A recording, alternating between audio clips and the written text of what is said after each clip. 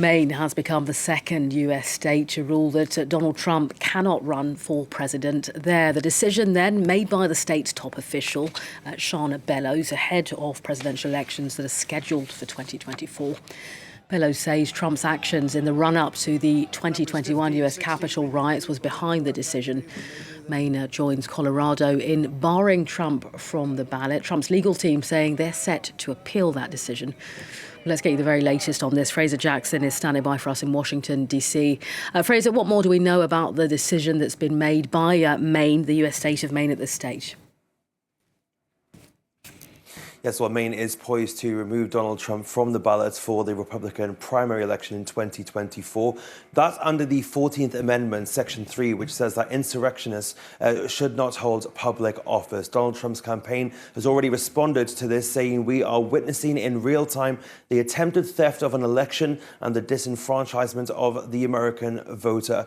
Now, this comes just over a week after a similar decision by Colorado's Supreme Court, which overturned a lower court's decision that said Trump could run.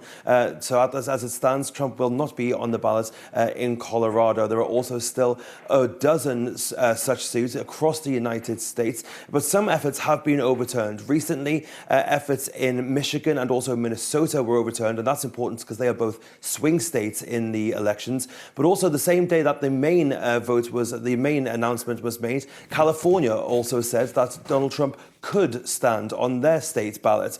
So a real difference of opinion from a Democratic stronghold there.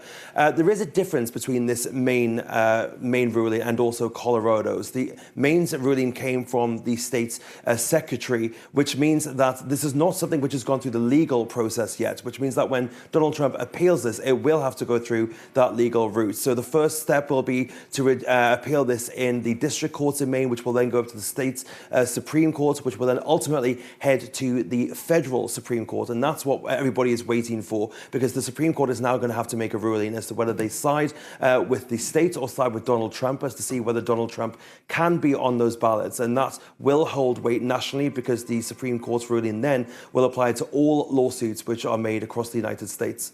I mean, Fraser, as we wait for some kind of decision on this, be it a legal one, what kind of repercussions can this have in the meantime on Trump and, of course, his want to be president of the United States once again?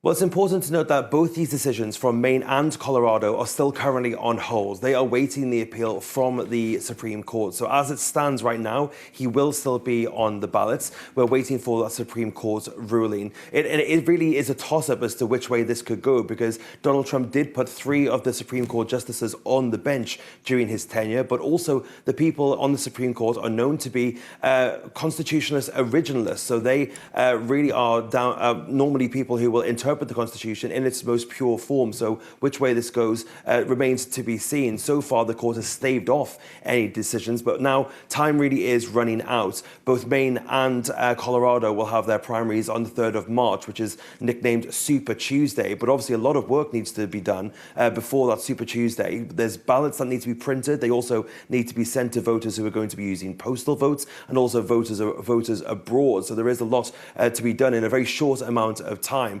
The Colorado decision is unlikely to really move the needle, but this Maine decision really could make an impact. Donald Trump did win one of Maine's state votes, but ultimately it's unlikely to have any main impact from Donald Trump running in 2024's election.